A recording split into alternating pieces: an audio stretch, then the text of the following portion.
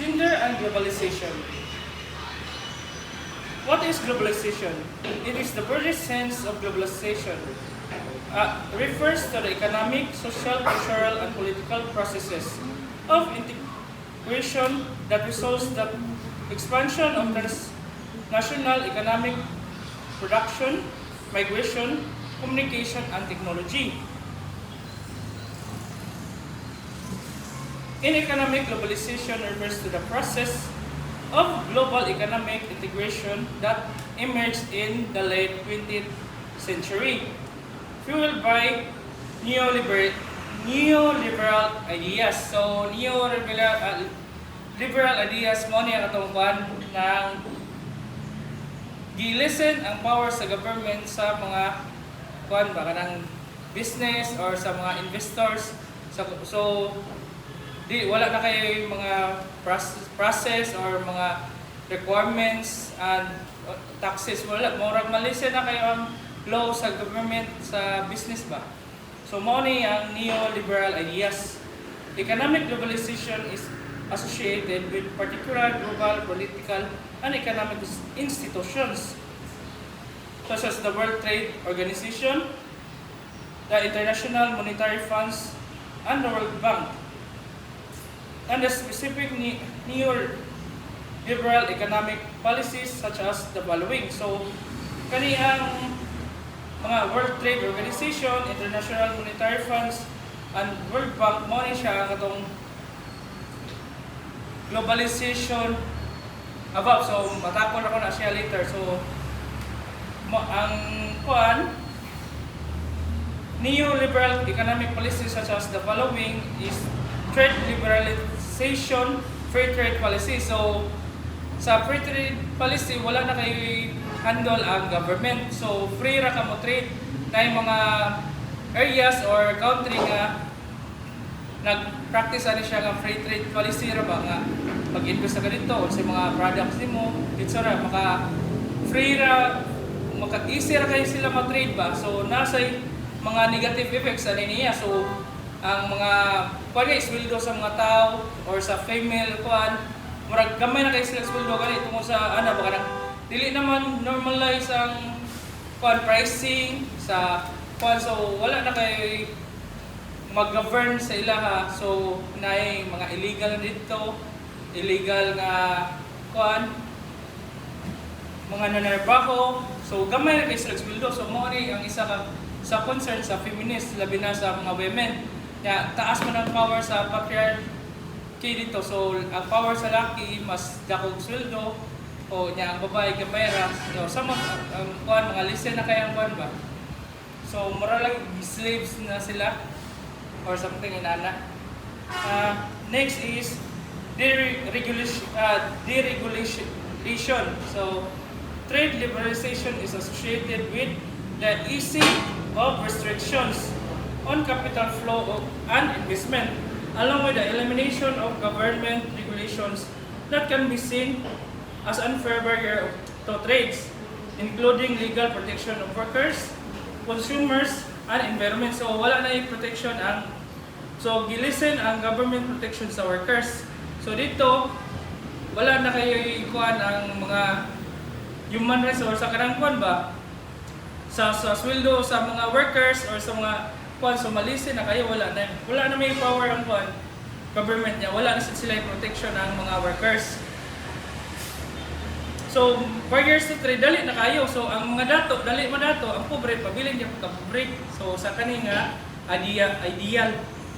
So privatization of public asset. Economic globalization is marked by the sales of state-owned enterprises, goods and services to private investors in the name of expanding market and increasing efficiency. So, as you've noticed, ato sa Philippines natin mga public-owned nga gi-privatize na siya. So, for example, airline industry na to, so sa electric na to. So, ang ilang aim tani is malisen na ba kay competitive, daghan invest sa tuwa apan sadly gi-monopolize ra gyapon nila. So imbes nga magkabarato atong kuryente o katong kuan, nagmahal na noon. So, naay mga lapses ani niya nga kuan ba, idea. So, political globalization must be understood so as polycentric, that is involving non-state institutions that exercise political power from both above and below the state. The development of supra-national institution. So, mao ni siya ang globalization from above. So, katong mga World Trade Organization, World Bank, kato sila supra-national institution to siya niya, being governed by sa mga dagko nga states or sa like United Nations, UN, mga dagko nga grupo na ba, mo na siya sa supranational institution, globalization from above. Ang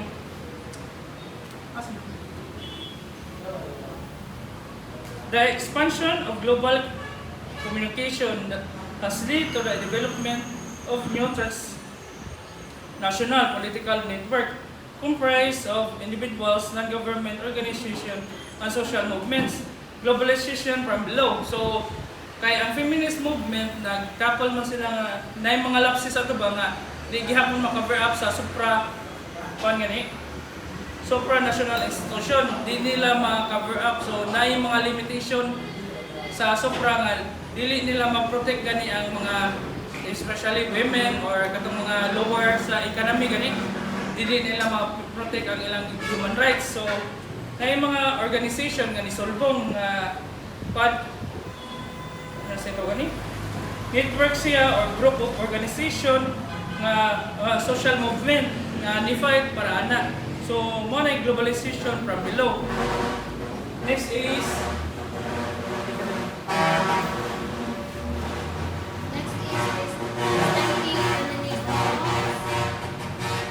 despite this common aims Lakay mo tingog yun.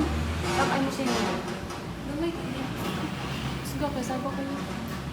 So, despite these common aims and methodological commitments, feminists have analyzed globalization from a number of different theoretical perspectives.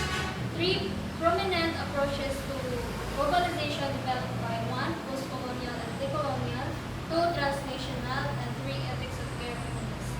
So, first, hindi ko matakot ng three prominent approaches to globalization.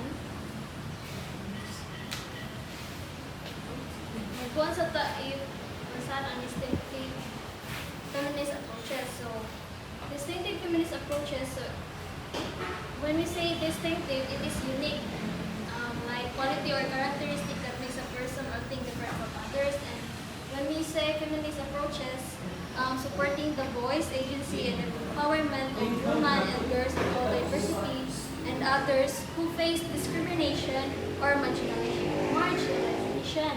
So the feminist method of study is a distinctive or unique approach that places priority on freedom and individuality, intersectionality, power relations, and gender. So it helps us to understand gender inequality and provides a critical perspective through which to view social processes. So number one is post-colonial and decolonial. So they begin with the claim that Western colonialism and imperialism have played important roles in shaping the contemporary world and highlight their enduring effects on global relations and local cultural practices. So post-colonial and decolonial feminists further argue that although traditional forms of colonialism have formally ended, many aspects of globalization are best understood as new colonial practices. Post-colonial, so it takes the form of economic imperialism, globalization, cultural imperialism, and conditional aid to influence or control a developing country.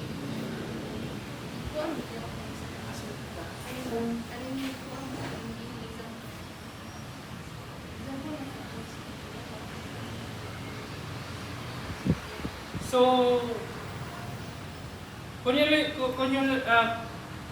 colonialism, as we have observed our history, we are being colonized by Japanese, Spanish, so many have colonialized us. So as an example of that, so their culture and their one, so it really affects our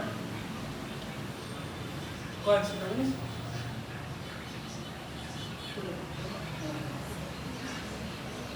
So local cultural practices, so nasa relationship sa atong local cultural practices. So nasa area sa ato sa Philippines na ang ilang houses same kay design sa Spain. So naagapon dito ang mga practices ba.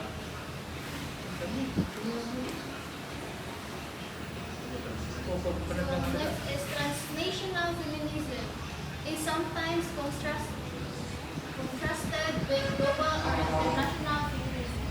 A second wave theory that emphasizes solidarity among women across national boundaries based on their common experience of patriarchal oppression. So it refers to both of contemporary feminist, Father Green, and the corresponding activist movement. Both the theories and activist practices are concerned with how globalization and capitalism affect people across nations, races, their genders, their classes, and sexualities. Ethics of care.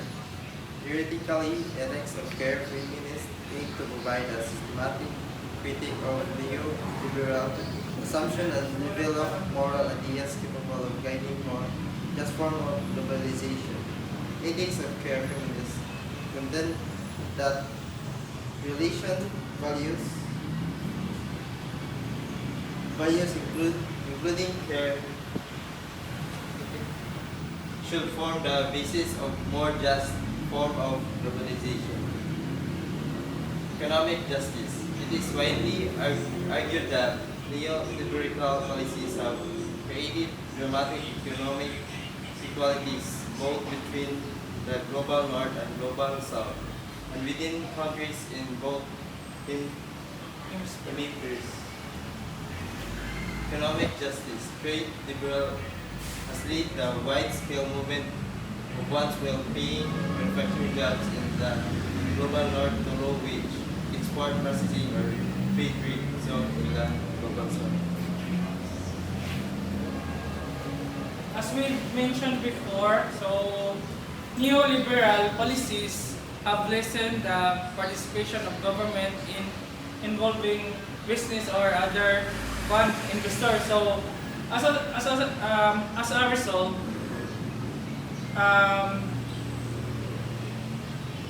will-scale movement of once well-paying manufacturing jobs in a global nation to low wage.